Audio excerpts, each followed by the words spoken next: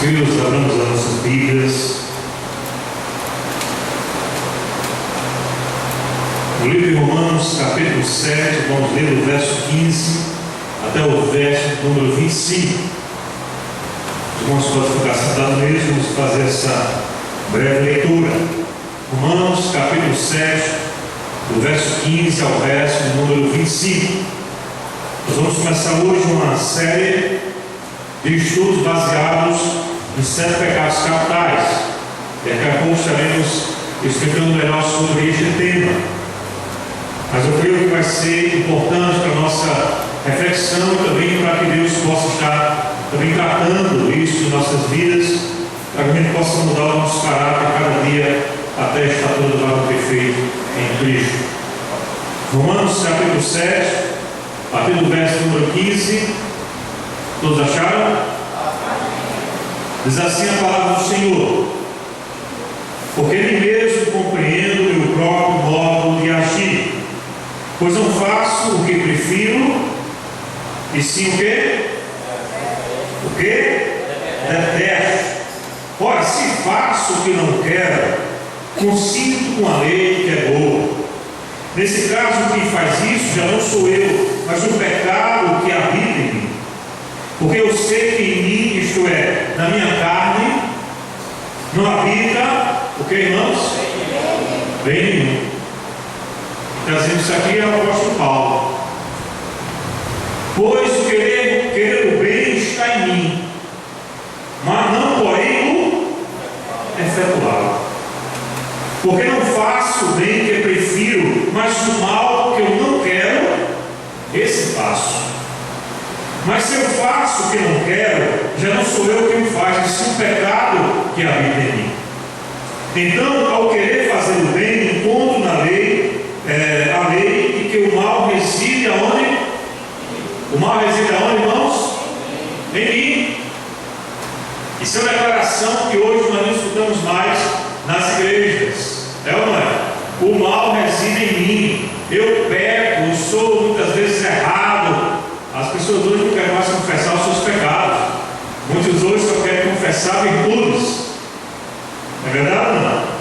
Eu sou caro, eu sou santo, eu sou melhor, eu sou bonzão. Ninguém confessa mais que o apóstolo Paulo. Isso traz uma série de complicações para a igreja hoje. Verso 2: porque no tocante ao homem interior tenho prazer na lei de Deus, mas eu vejo nos meus membros outra lei que, guerreando contra a lei da minha carne, da minha mente, me faz prisioneiro da lei do pecado que está nos meus membros. Desventurado homem que sou, quem me livrará do corpo desta morte? Agora o verso 25 aqui é que fecha tudo. Vamos ver juntos? Verso 25, todos? Graças a Deus por Jesus Cristo, nosso Senhor, de maneira que eu de mim mesmo, com a mente, sou escravo da lei de Deus, mas segundo a carne, da lei do pecado. Meus irmãos, graças a Deus por Jesus Cristo, que se fosse depender da nossa santificação, da nossa separação do pecado para ir para o céu, a gente estava perdido. Eu vou explicar porquê daqui a pouco, baseado nesses 7 pecados capitais. Amém? Amém. Em outras ocasiões vamos estar tratando mais ainda sobre esses outros aspectos com relação a como Paulo trata o pecado na sua vida e como nós devemos ver o pecado também em nossas vidas. O tema de hoje é os 7 pecados capitais. Hoje nós vamos dar apenas uma introdução no assunto, falar um pouco sobre a complexidade com relação ao pecado na nossa vida, como ele é muito forte. Muitas vezes os crentes não tratam isso em sua vida, e isso traz uma série de complicações para a sua própria vida espiritual. Nós vamos ver, irmãos, que os pecados chamados capitais, muitas vezes nós queremos ver os outros, mas a gente tem que ter consciência de que o pecado habita onde? Onde é que habita o pecado? Em nós. Por isso que Jesus disse que é mais fácil nós vermos o margueiro que está no olho do irmão do que a gente vê a trave que muitas vezes está em nossos olhos. Amém? Você quer aprender comigo nessa noite ou não? Eu quero aprender também. Aprender comigo, Deus, nós aprendemos juntos. Porque a única verdade que há é a verdade da palavra do Senhor. Você crê assim ou não? Não é a verdade do pastor Júnior, é a verdade da palavra de Deus, que tem que mudar a minha vida e tem que mudar a tua vida também, em nome de Jesus. Vamos orar? Pai, nós queremos te agradecer nessa noite, Deus, por cada irmão que está aqui entre nós, por cada visitante, por cada amigo. Muito obrigado, Deus, pela tua palavra que será, Deus, ministrada e ensinada nessa noite. Toma-me em tuas mãos, Pai Santo, importa que eu diminua sempre, Senhor, que tu cresças, porque nesta igreja, somente o teu nome, só o teu nome é merecedor de receber toda a honra, toda a glória e todo o louvor. Reconhecemos, ó Deus, as nossas fraquezas, reconhecemos, ó Deus, os nossos pecados, reconhecemos que não somos perfeitos, que carecemos da tua graça cada dia, Senhor. Porque se não for a tua graça sobre as nossas vidas, se não for, Deus, o sangue de Jesus sobre as nossas vidas, nós estamos perdidos. Por isso, fala aos nossos corações nessa noite, assim que oramos, com corações agradecidos por tudo, Senhor, em nome de Jesus. Amém. Meus amados, hoje, como introdução, vamos entender a questão ética de se viver uma vida reta e a complexidade que isso significa para a nossa caminhada cristã, para o nosso crescimento espiritual. O tema é bastante importante, porque falar sobre pecado na igreja hoje é algo que muitas vezes ficou esquecido. Hoje não se fala mais sobre a questão do pecado, porque o pecado muitas vezes fere as pessoas. É ou não é? É verdade ou não? Falar sobre o pecado muitas vezes choca as pessoas, mas a palavra de Deus não tem que nos chocar, tem que ir contra aquilo que nós estamos vivendo, porque Deus faz isso para que a gente reconheça os nossos pecados e para que a gente busque viver uma vida de santidade para a glória do Senhor. Amém? Tem alguém aqui que não peca? Tem ou não? Claro que não tem. Se você levantar a mão, se você não peca, eu já gosto de ser isso, né? Levanta a mão que eu quero conhecer o fariseu. Todos nós pecamos. Agora, o que Deus quer de nós, irmãos, é que a gente se conserte. Diga amém? Muito bem. Então vamos entender o problema ético de nossos dias com relação ao erro. Porque falar que erro dos outros é fácil. Agora, falar dos nossos próprios erros é mais difícil. Como eu já disse, hoje existe uma pregação triunfalista. Quando as igrejas, as pessoas estão indo para a igreja só para contar aquilo que muitas vezes nem vivem. Ou não é verdade? Tem igreja, irmãos, preste bastante atenção, que é proibido você contar que está passando algum problema. Porque isso vai desmotivar os outros crentes. Porque o que se prega é somente vitória. Você tem que contar que está bem, que a sua vida está bem, que a sua família está tudo bem, que você está ganhando dinheiro, que está prosperando, porque isso vai influenciar os outros. Então esse discurso de Paulo aqui em Romanos, ele nunca vai ser lido numa igreja dessa. Sabia disso? Nunca vai ser lido, porque as pessoas hoje escolhem os textos para pregar.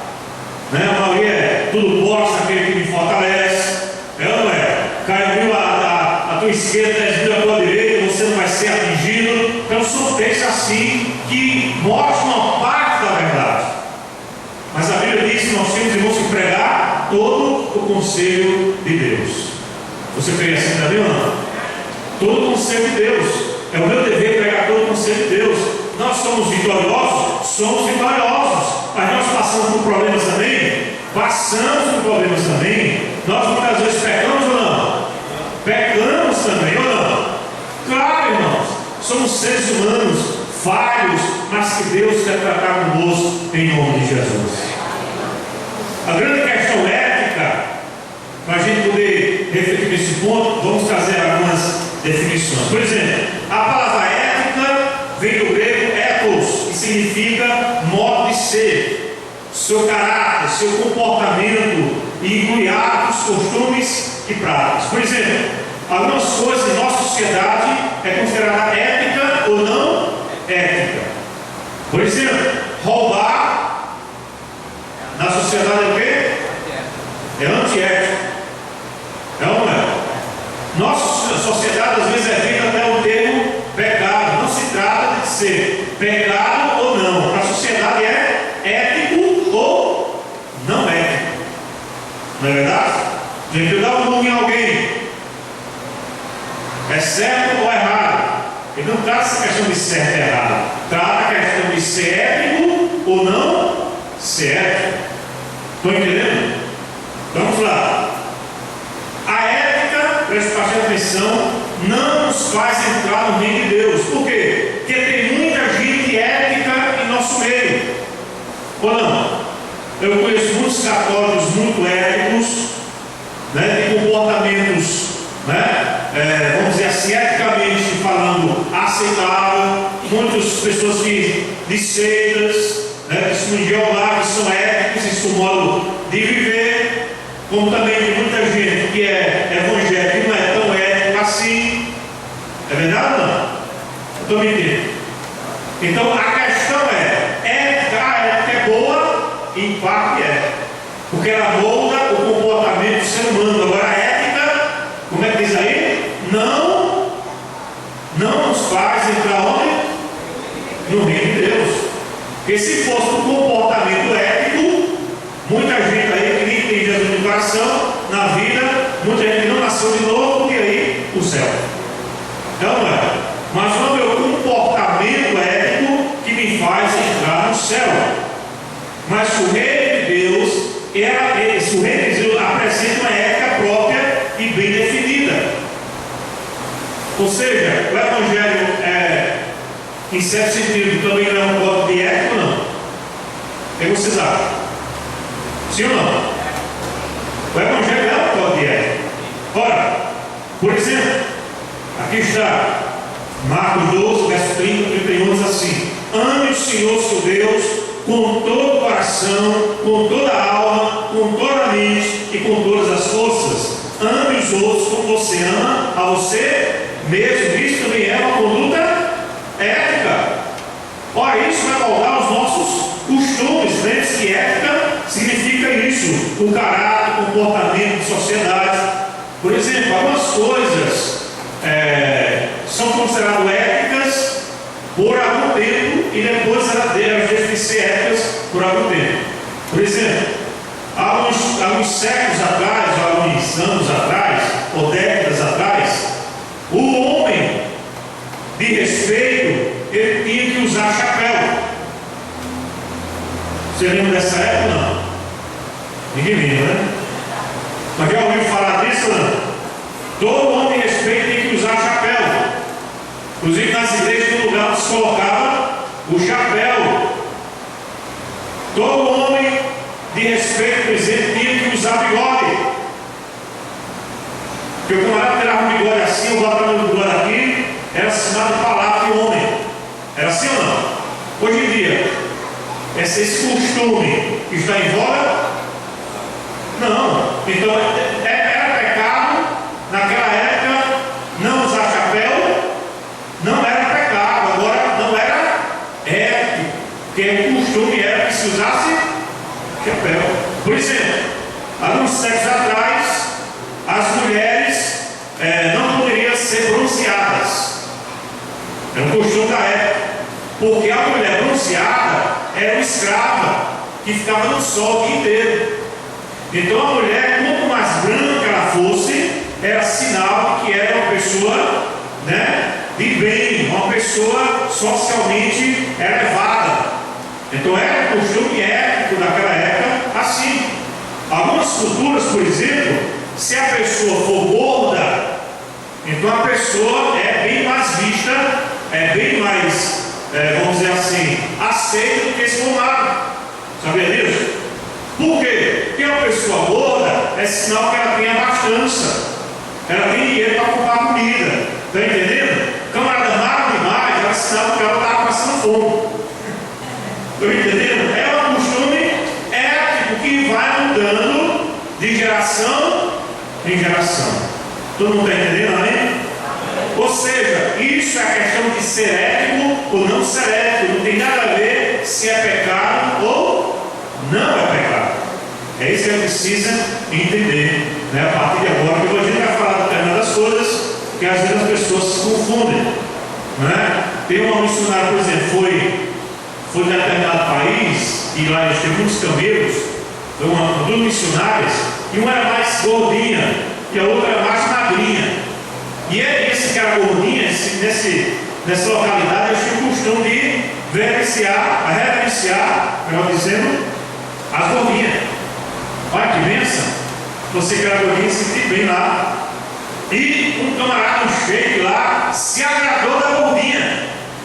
Disse: eu queria comprar você por 45 camelos.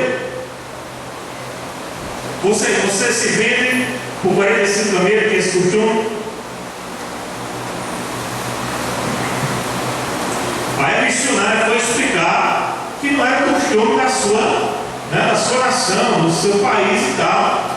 Aí ficou curiosa, disse: vem cá, você me daria 45 camelos para me comprar, para colocar no seu harém? E essa minha amiga aqui que é magrinha e tal, quantos camelos você daria? Aí ele disse que olhou para ela e disse: isso aí não vale nem um camelo.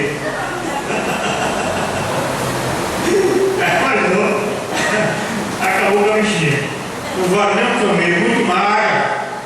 Agora, em nossa sociedade é o contrário. Então não é.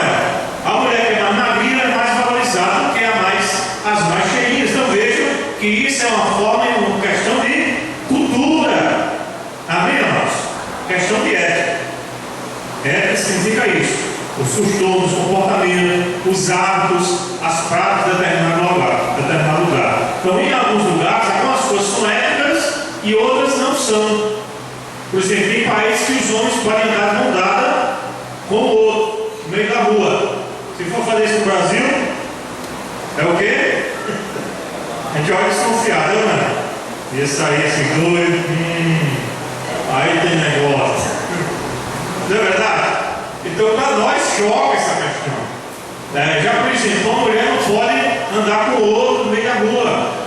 O marido não pode andar de mão dada com a mulher no meio da rua. É falta de ética. Olha, as éticas vão mudando, mas o que é pecado em todas as culturas e em todos os tempos. Diga bem? Deu para entender isso? Então, só para resumir, questões éticas, ela muda de acordo com o tempo e de acordo com a cultura. E o pecado? O pecado não muda, é pecado em qualquer cultura e em qualquer tempo. Amém? Muito bem. Mateus 7,12 também é interessante. Tudo que quereis que os homens vos façam, fazer o vós também. É um cópia ética. Vamos falar um pouquinho mais sobre ética. Todo mundo entendeu o que é ética? Sim ou não? Todo mundo faz a distinção entre ética e pecado? Então, muitas coisas que acontecem hoje nas igrejas não é pecado, é apenas não ética, que pode mudar com relação ao tempo, com relação ao local. Então, vamos lá, o problema é dos nossos dias. Em primeiro lugar, preste atenção, parte desse interesse renovado pela ética é simplesmente moda e, portanto, transitório, ou seja, passageiro. Cada um convive com seus pecados leves. Como a gente costuma, não, isso é um pecadinho. Pensa ou não? Não é tão grave, é um pecadinho. Philip Hicks, alguma coisa assim, da Universidade de Pensilvânia, disse uma coisa interessante em relação a essa geração. Ele disse, já não são as repressões que nos preocupam, e sim as permissões. Isso é preocupante. Hoje em dia, presta atenção, muitas vezes, há algumas décadas passadas aqui no Brasil existiam as repressões. Vamos reprimir para que esses comportamentos não aconteçam. Hoje em dia não acontece muito repressão, mas existe o que hoje? Permissão. vamos permitir, porque hoje nós temos que viver uma liberalidade, que é outro problema ético também em nossos dias. Por exemplo, até algumas décadas atrás, era inconcebível, vamos dizer assim, os pais deixarem os seus filhos dormirem com a namorada em casa. É verdade ou não? Não se deixar o jeito como isso é inconcebível. Hoje em dia, isso já mudou. Em algumas famílias. Isso já mudou. Por quê? Porque eles agora consideram isso permissão. O que é que os pais dizem? Não, é melhor deixar eles dormir em casa do que ir para um hotel. Ou é melhor eles dormir em casa do que ser assaltado, do que acontecer uma coisa fora. Agora, essa é uma questão ética ou é uma questão de pecado? Para muitas famílias, prestem atenção, infelizmente, para muitas famílias ditas evangélicas, isso já é uma questão ética. Porque ética é social. Ou seja, vou deixar dormir aqui para eles não fazerem isso lá fora. Então deixou de ser pecado. Agora, para a Bíblia, deixou de ser pecado? Não, mas é fornicação do mesmo jeito. Ou não é? Então isso tem que ser entendido por essa geração, para que a gente não misture o pecado com coisas éticas. Nem tudo que é ético é certo. Nem tudo que é não ético também é pecado. Agora, para definir isso, dá um certo trabalho. Vamos para frente. Duas frases interessantes aqui para a gente pensar. Preste atenção. Fomos redimidos não somente para sermos legalmente salvos, mas também para sermos o quê? Moralmente sabios. Em outras palavras, o que ele está dizendo aqui? Você que é salvo, é redimido, é perdoado, mas a sua vida, a sua conduta, a sua moral também tem que ser sadia. Em outras palavras, não existe esse negócio de que eu sou salvo e faço o que eu quiser. Eu sou salvo, mas eu posso pecar do jeito que eu quiser, porque no final das contas, Jesus vai me perdoar. Quantos crentes pensam assim? Não é? Não vou pecar, e o pior é assim. Tem muitos que pensam assim, não. Eu vou pecar já pensando no perdão. Não é? Eu anunciando sobre lá, fala um pouquinho sobre isso. Não DVD, sei qual foi o DVD, fala sobre isso. Eu vou pecar, porque Deus o sabe, né? Deus é amor, Deus vai me perdoar. Deus é amor, não é, irmão? É ou não é? Claro que Deus é amor.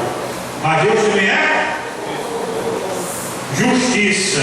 Deus é fogo consumidor. Deus não brinca com o pecado. E o pecado que você brinca, um dia vai te matar. E se você não acordar, você pode ser tarde demais na sua vida. A.W. Tozer disse algo interessante.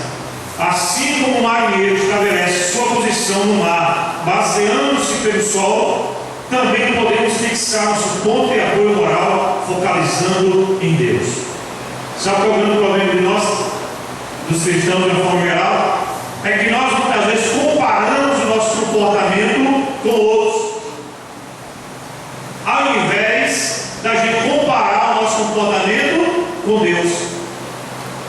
Preste bastante atenção, não é assim. Geralmente, quando você vai, às vezes, aconselhar alguém que pecou, ou alguém que está no erro, geralmente o que a pessoa diz? Pastor, mas fulano e tal, o que acontece? Faz isso. Mas ciclano faz pior do que eu. Isso acontece ou não? A comparação é sempre com o outro, com o próximo. Ele nunca se compara com alguém melhor que ele.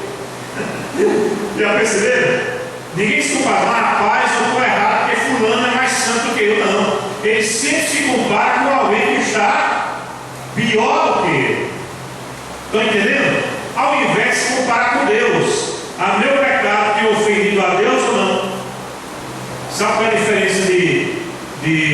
Saul para Davi, é porque Saul não se arrependia dos seus erros.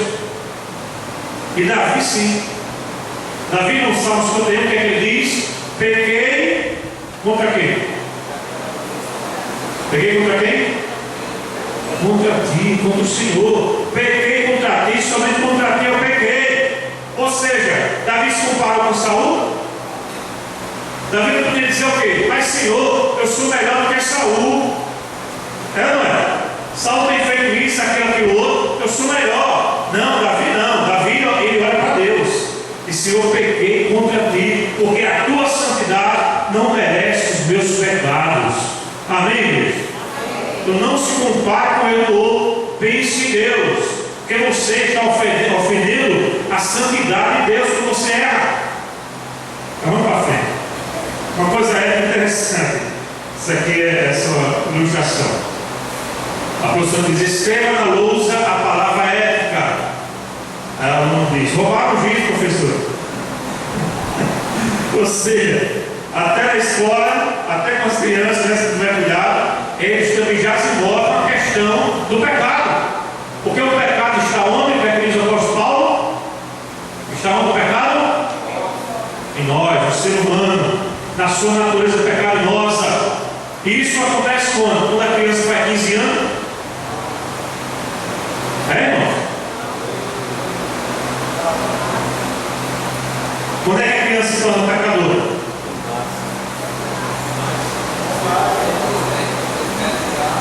Já é pecadora, meu querido. Quer que isso salmista? Em pecado fui gerado, em pecado me concebeu a minha mãe. A criança já nasce pecadora. Ou não é verdade isso? A natureza humana já está nela. Pode pensar, quem tem filho sabe isso. Porque às vezes você aprende um filho pequenininho, a gente sabe nem ler, mas ele já tem a consciência do que às vezes é certo e do que é errado, não é? Concorda comigo ou não? Então você não pega aí. Aí ele vai, pega. Às vezes já pega desconfiado. Percebe ou não? Porque ele já sabe que aquilo é errado. Claro que não tem a consciência de pecado como um adulto, mas ele já sabe distinguir entre o certo e o errado. Como uma criança vai aprender vai dizer assim: não bota o dedo nessa tomada, você leva um choque. Aí a criança vai na parque, né? Inconscientemente talvez, até consciente, não sei. Aí chega um momento assim, bota o dedo na tomada. O que acontece? Leva um choque. É ou não é? O que é que o pai diz? Eu não disse que não é para você colocar. Agora ele levou o choque. Para ele colocar o dedo na tomada de novo. Irmãos? Ele vai pensar 2 vezes ou não vai? Vai ou não vai? Vai, irmão. É assim que funciona o negócio. Porque quando erra, tem que haver a consequência. Às vezes nós erramos, Deus vai aperta logo com a gente, porque nos ama e quer que a gente se conserte em nome do Senhor Jesus. Amém, amados? Para a gente colocar o dedo na tomada, errou e ver, ó, se eu for para aí, eu sei que é que me espera bronca, né? Então é melhor que eu não faça isso. Martinho Lutero disse uma frase interessante. Diz Martinho Lutero: os grandes homens de Deus, eles têm mais medo do que está dentro de mim do que daquilo que vem de fora. E é uma grande verdade. Muitas vezes, irmãos, o nosso maior inimigo não é o mundo, não é o pecado, não é o diabo, somos nós mesmos. É a nossa natureza. Porque o pecado, muitas vezes, ele é o nosso inimigo, em certo sentido também. O mundo também é, o diabo também é, ou não é? Mas tudo começa onde? Na nossa natureza pecaminosa. É verdade ou não? O que diz o apóstolo? De onde procedem guerras e contendas no meio de vocês? De onde é? De onde é, irmãos? Pode falar mais alto para a gente aprender. De onde é?